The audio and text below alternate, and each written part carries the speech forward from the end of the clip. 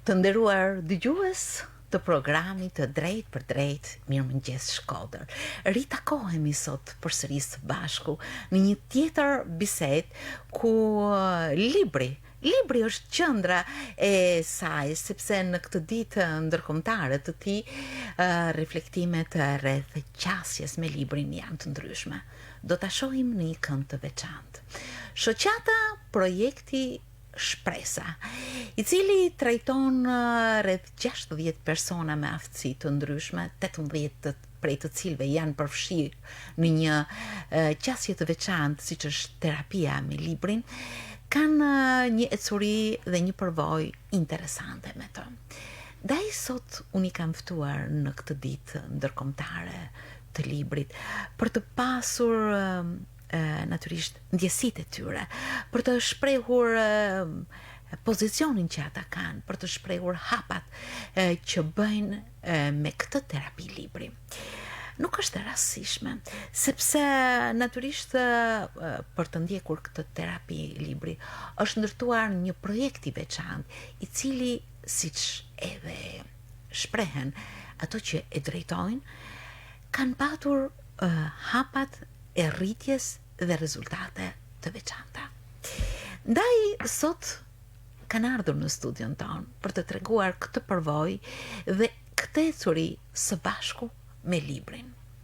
Me mua sot në këtë studio është zonja Suela Ndoja, psikologe klinike në shoqatën Projekti Shpresa. Mirëmëngjes Suel, mirë se keni ardhur në studio. E nderuar dhe shumë e dashur zonja Merita Çoba, mirëmëngjes, dhe për mua është një kënaqësi e veçantë, plot emocion, që jam e ftuar në studion tënde për të diskutuar mbi këtë çështje e cila ka sjell ndikime shumë pozitive në jetën e të rinjve. Në fakt, Suel, le të flasim me afërsi, sepse të gjithë ata që vinë në radio dhe në studio janë miq tanë.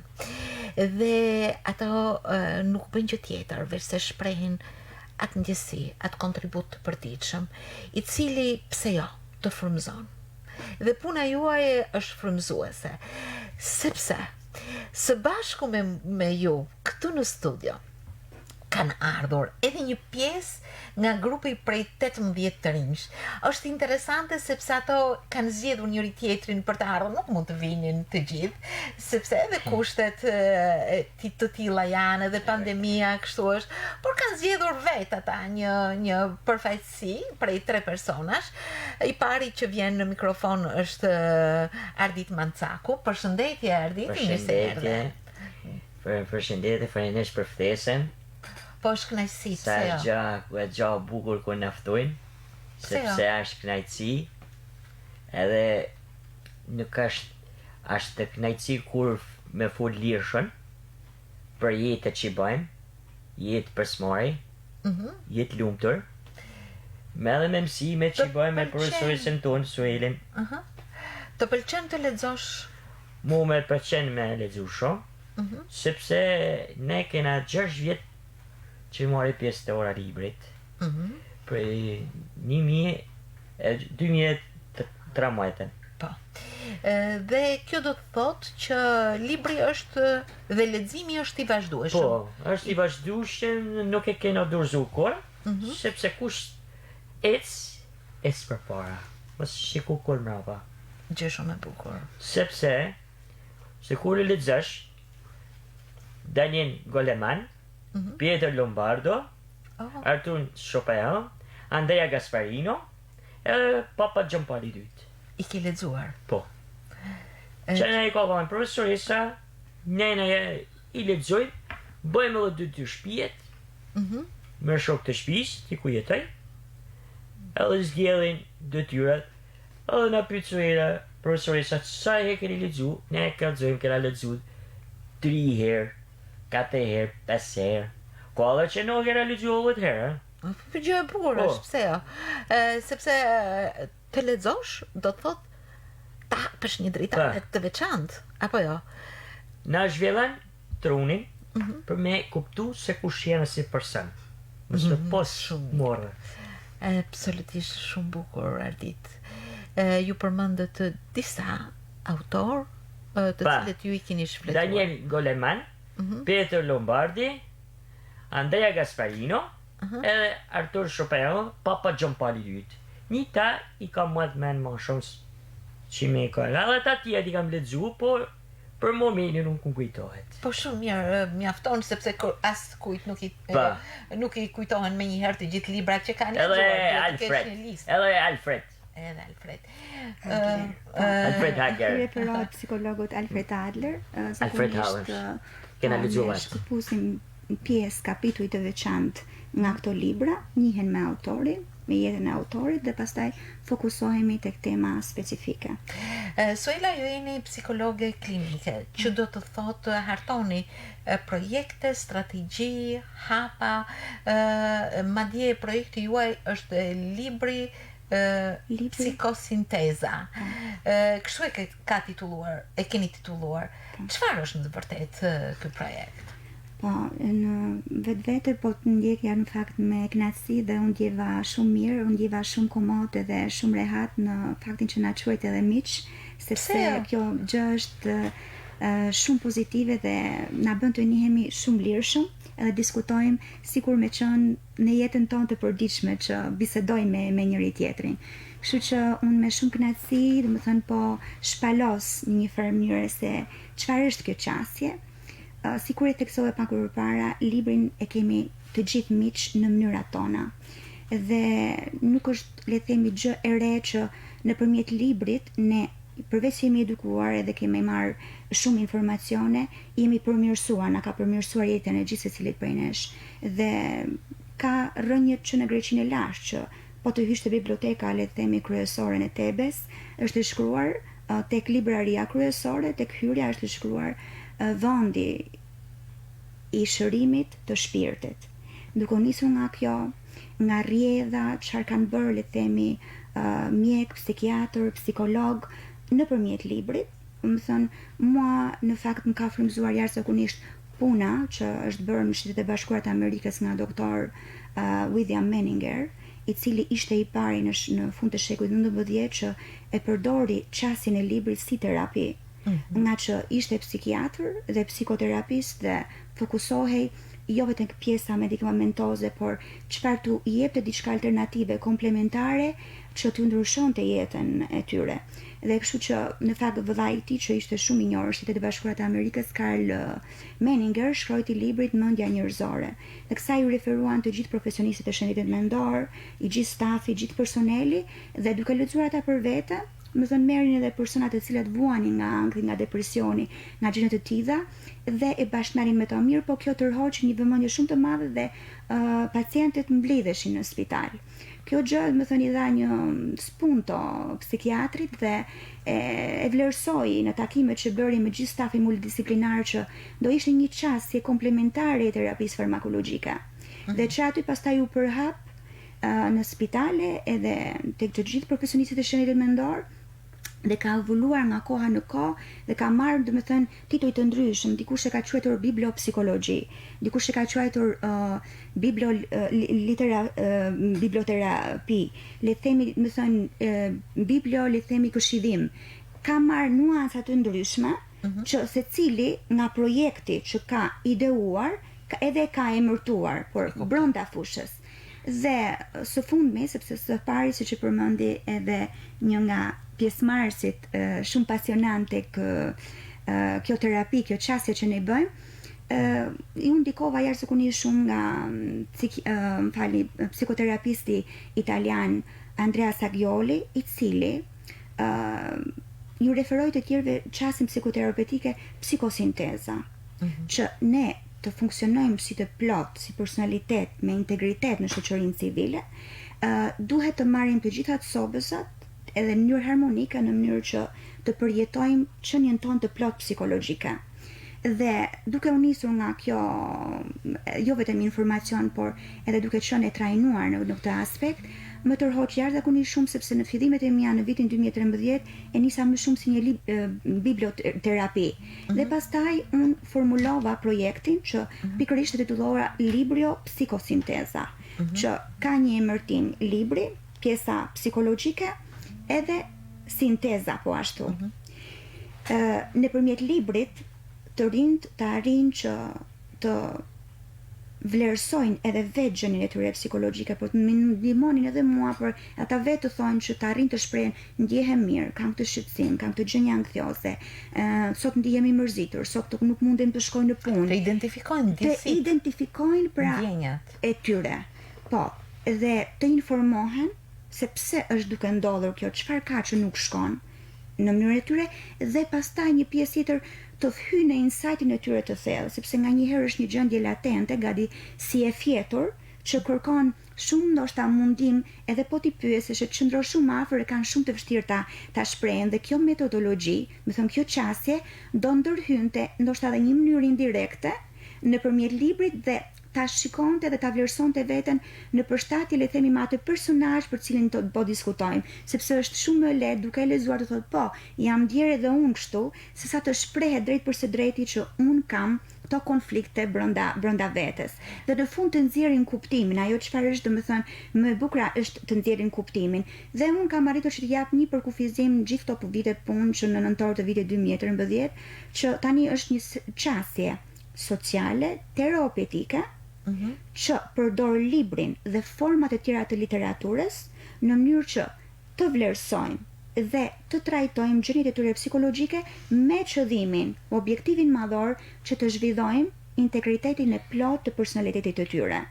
Dhe kjo ndahet pastaj në disa synime. Së pari, nuk është të thënë gjithmonë që do kenë shqetësime, le të themi, psikologjike, por edhe të marrin informacion se pse njerëzit ndihen anksios, pse ndodhin disa gjëra, disa fenomene, pse ndodhin disa konflikte, pse nuk arrin që të kemi një bashkëjetesë, le të themi, të paqët me njëri tjetrin.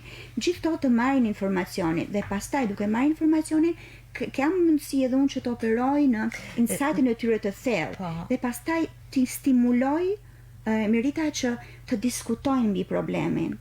Dhe kjo është edhe ai ndryshimi që unë kam parë, që nëse në fillim kanë qenë më të ngurtë, më të ndrydhur, tani duke qenë të informuar se pse ndodhin gjërat, duke u futur thellë në botën e tyre, më thënë shkrijuar ai raporti terapeutik pozitiv ndërmjet meje dhe tyre, sepse kjo është edhe ajo ndjenja e besimit që tani është një person që na ka pajisur me informacionin bazë në mënyrë të thjeshtë. Është e vërtetë.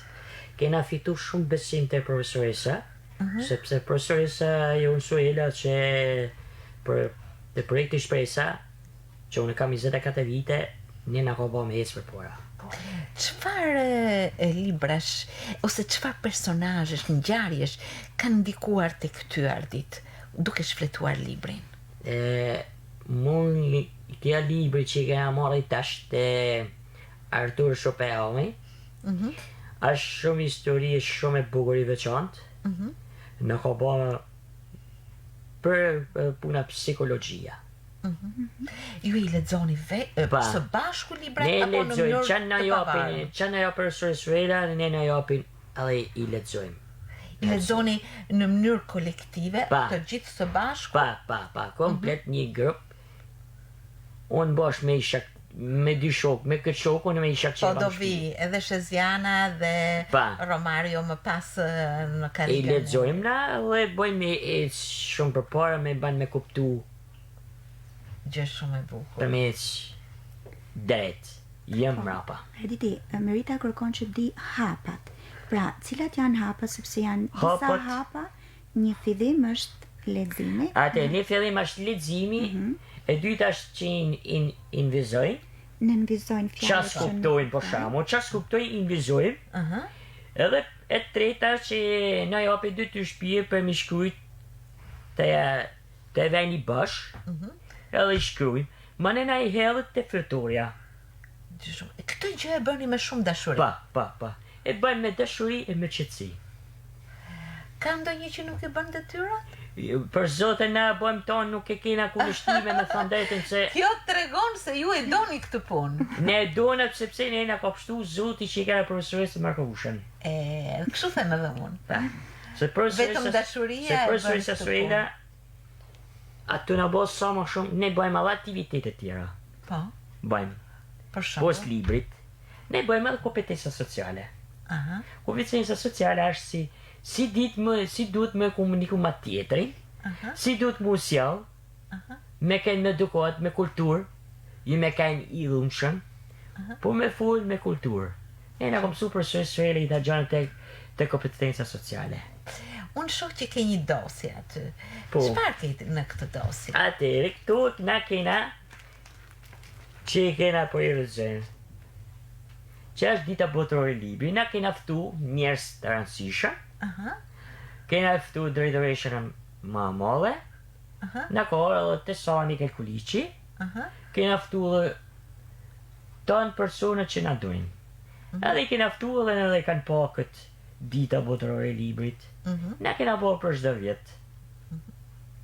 Edhe i tu mrapa është programe që kena ftu, na kena ftu Luis Milen, Po, kena ftu Valbona Tulen, po. kena ftu Adriana Marko, na kena ftu ton njerëz me radhë. Edhe kanë norë me pa dita botërore e librit, të Sara Mikel Kuliçit. Me bashkëpunim profesoresa jonë që na ka organizu jashtë mase. Na ka pa, në lumtur. Kur merr një libër në dorë, çfarë ndjen, Erdit? Kur marrë një libër në dorë, unë njihem si me pa hek në katët. Gjë e bukur. Mi hek në katët. Shumë gjë. Se në katët, kur i lexon, si Zoti ka pa që ti kena hek tana. E me ka ba këj libri me lexu. Mi hek stresit. I këmbeni librat? I keni tek shtëpia? Si Po, ndodhja? jo, në vetëm një ata që na je profesor Suela kena, nuk kena tjerë. Po. Por që ju Kena, shtonë. kena dëshirë me pas librat ma shumë, bibliotek me pas, që na je profesoresa me mësu. Në fakt, është synimi jonë Merita që të arrim që të realizojmë bibliotekë, sepse unë marr libra nga biblioteka ime personale. Kjo bëhet me dashuri të madhe, për ndërsa nuk realizohet. Ka dhe sfidat e veta, domethënë të realizosh një punë të tillë, sepse duhet që t'jesh i familiarizuar me librin, të dish një herë para se t'ua rekomandoj pjesës sa kapituj të veçantë të librit, por unë i marr, domethënë e shohin konkretisht librin, njihen me autorin, edhe me qënë se brenda zyres ime kam, domethënë edhe raftin e posaçëm në cilën vendos librat, i ndërroj her pas here në bazë të tematikave që ne do bëjmë, por synimi final është që të kenë një bibliotekë të tyre, që sa herë që ata duan, është ndryshe ajo çfarë unë mund të pajis, por sa herë edhe synimi në fakt i kësaj, le ta quajmë simpoziumi që kemi bërë në vitin 2019, se duke hequr vitin e kaluar që ishte për të gjithë një sfidë për gjithë neve, por synimi ishte që ftuam shkrimtar dhe ftuam nga fusha të ndryshme në mënyrë që të hapnin, domethënë informacionin që ne po kërkojmë libra, që dikush mund të dhuronte libra, por ama me tematika të fushës edukative, sociale dhe psikologjike, që në të ardhme të afërme këta të arrin që ta kenë bibliotekën e tyre. Që sa herë që të duan të shkojnë ta lexojnë librin, nga që unë marr pjesë nga libri, i shkruaj në kompjuter, hap dosjet e tyre të veçanta, edhe normalisht edhe shkrimin në bazë të aftësive të tyre të veçanta që kam, e modifikoj në mënyrë që të jetë i përshtatshëm, i lexueshëm dhe të heq këta barrierat kyçe që këta kanë. Erdit ishte shumë kënaqësi. Suela, do ta vazhdojmë bashkë bisedën, ndërkohë që ftoj Shezianën të jetë pranë mikrofonit, sepse do t'i lëm vend të gjithëve dhe ndoshta.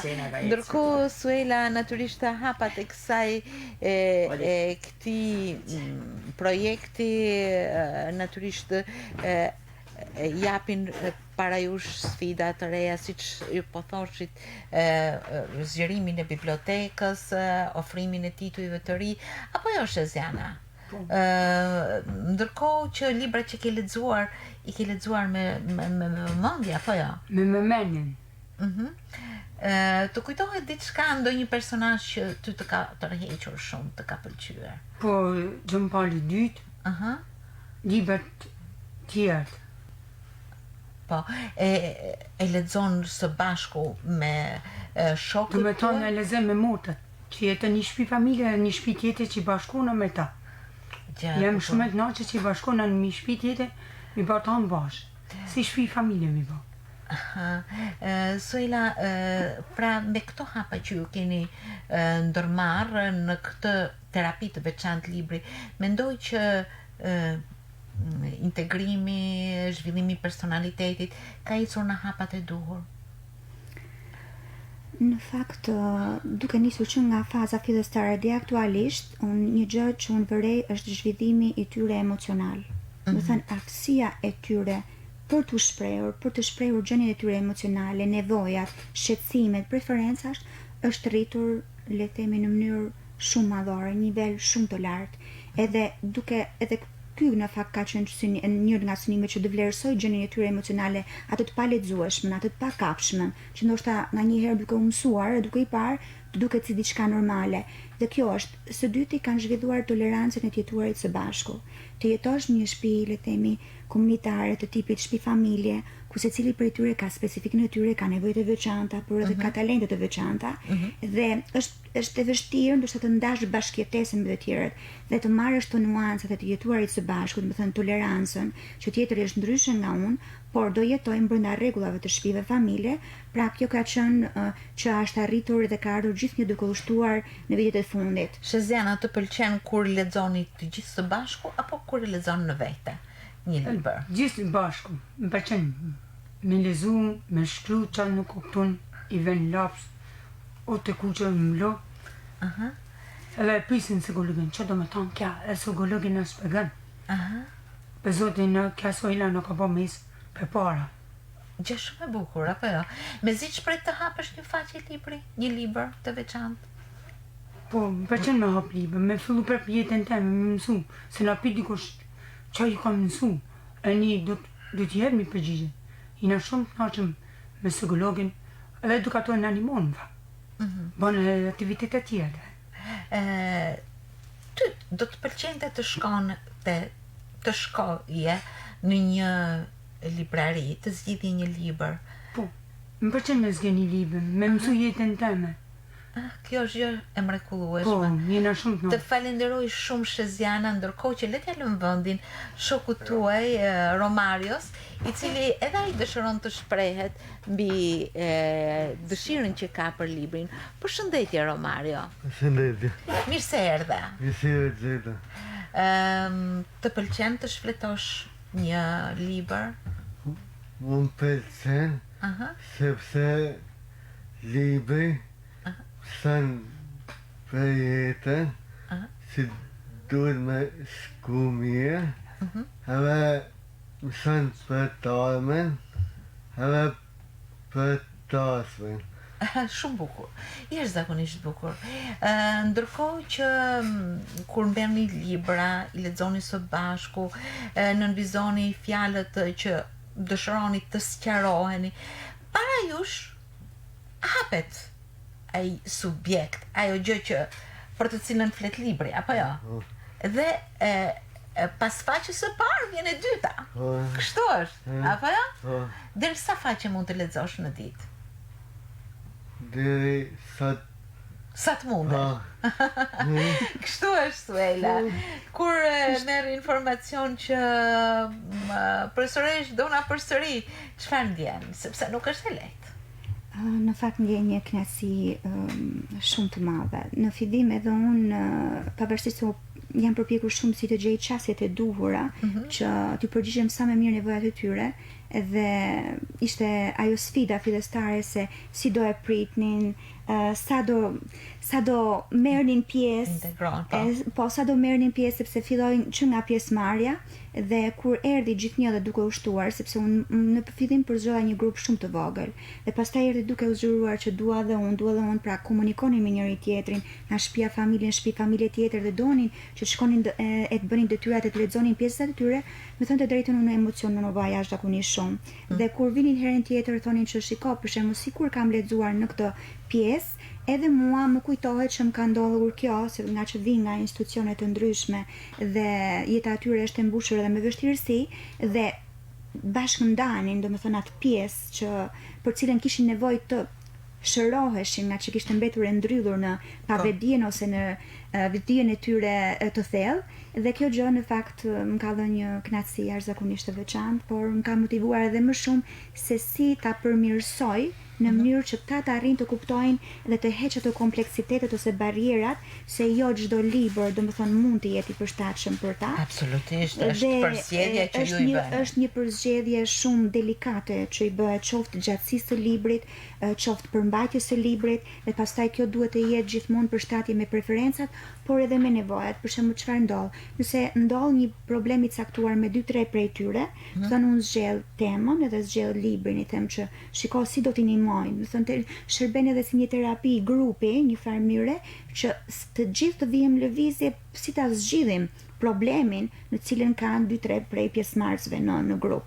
Dhe kjo gjë pastaj i bën që të gjithë të stimulohen, të flasin, të sjellin bagazhet e tyre dhe të bëjnë lidhjet edhe me pjesët e tjera, për shembull, që kanë mësuar, që kemi lexuar këtu që kështu e ka kaluar këtë fazë, le të themi, ky personazh, pavarësisht se kujtesa afat gjatë, më thënë, nuk mund të magazinoj shumë në kujtesën e tyre, por mesin vetëm ato të cilat ka një rëndësi parësore shumë edhe e lidhin drejt për së drejti me jetën e tyre. Në fakt ajo çfarë ndjej është, besoj se bashkohem edhe me ato që po na ndjekin, është respekti për këtë punë, për këtë dashuri të madhe, për këtë qasje që libri ka, për këtë terapi zhvillimi nëpërmjet librit që ju realizoni, dhe për këtë ndikim të madh që ka libri dhe puna që bëhet me librin dhe për librin tek njerëzit me aftësi të veçanta. Natyrisht puna juaj nuk mund të përmblidhet në një minutazh të caktuar në një program, por mesazhi që ju jepni është shumë i fortë. Vetëm me dashuri të madhe, vetëm me dashuri për librin, por edhe me hapa të mirë menduar, mund të mbërrihet në një ecje të ngadalë, por edhe të sigurt në jetën e gjithsecilit prej këtyre individëve. Suela, dëshiroj shumë t'ju falenderoj për këtë dritare që ju dhat për punën tuaj, por edhe për këtë ndjesi tepër të veçantë ndaj vëmendjes së personave me aftësi të veçanta. Dua t'ju uroj të gjithë ju Arditin, Shezianën, Romarion, por edhe miqët e shokët tuaj, ecuri të mbar, qasje të bukura me librin, sepse kur shfleton një libër, shfleton një jetë, një përvojë, një marrëdhënie të veçantë, një dritare që të josh ta hapësh, të shikosh më tej. I tillë është libri, por ajo që e bën shumë të prekshme është dashuria njerëzore e Suelës, e miqve tuaj të afërt, që shpërndan shumë dritë në rrugën tuaj. Ju falenderoj shumë. Edhe ne të falenderojmë shumë. Romario ka përgatitur diçka në fakt për ty që është një pjesë. Kur bëjmë libra, edhe ne shkruajmë letër, një pjesë librit, edhe ja japim mikut ose sotëve. Faleminderit shumë. Do ta lexosh, Romario? Po, faleminderit. Përshëndetje, Merita Çoba. Faleminderit. Duke lexuar pjesën kapitullit të librit me titull Revista psikologjike Apri la mente, pjesën cili është kuptimi i jetës. Vlerësova që të shkëpush një pjesë të tij për të bashkëndarë me ty duke menduar se do të shërbej. Të ftoj që ta lexosh pjesën si në vijim. Ne mund të kërkojmë një përgjigje. Në ditarin e Ana Frank, ne të gjithë jetojmë, por nuk e dim pse dhe për çfarë qëllimi në të gjithë jetojmë, me synimin për t'u bërë të lumtur. me të gjithë jetoj në një mënyrë tjetër të barabartë. Pra në këtë rast të jesi lumtur, modalitet me tepër se sa një kuptim të vërtet. Do të duke si një modalitet, një destinacion popullor për të përpjekur të jetosh plotësisht në ekzistencën, me dashuri nga të rinjt e projektit Shpresa Klubi i Librit. Faleminderit shumë, shumë, më keni emocionuar. Besoj se jo vetëm mu, por të gjithë ata që na kanë ndjekur. Ju uroj shumë të mira. Kjo libri që e për punën. Edhe për punën flet ky Ke libër. për qishare për vunën. Ju falenderoj pafund. Ju falenderoj dhe uroj për ju ecuri të mbar, punë të shkëlqyer të stafit tuaj dhe hapa të sigurt në jetën tuaj të integruar. Faleminderit. Të nderuar dëgjues, këtu e përfundojmë sot programin Mirëmëngjes Shkodër. Takohemi në ecurin ton në javën e ardhshme. Mirupafshim. Faleminderit.